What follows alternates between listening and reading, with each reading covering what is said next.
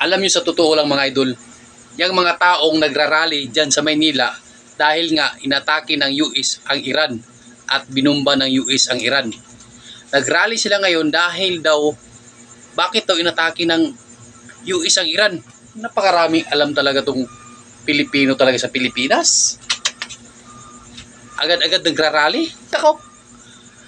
Alam nyo sa totoo lang, kayo na lang ang magpresidente, kayo na lang mag-US, tapos ngayon, may balak pa silang pauwiin daw yung mga Amerikano na nandito sa Pilipinas. Balikatan exercise yata dahil daw banta daw sa ating bansa. Ay nako, ang daming mga Pilipinong hanggang ngayon tanga pa rin. Alam niyo sa totoo lang, kung wala ang mga Amerikano, itong bansa nating Pinas ay nasakop na to.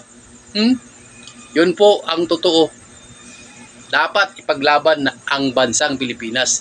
Dahil kung walang mga Amerikano, nasasakop na ang ating bansang Pilipinas ng mga Hapon. May pakanta-kanta pa tayong natutunan. Ang mamatay ng dahil sa'yo.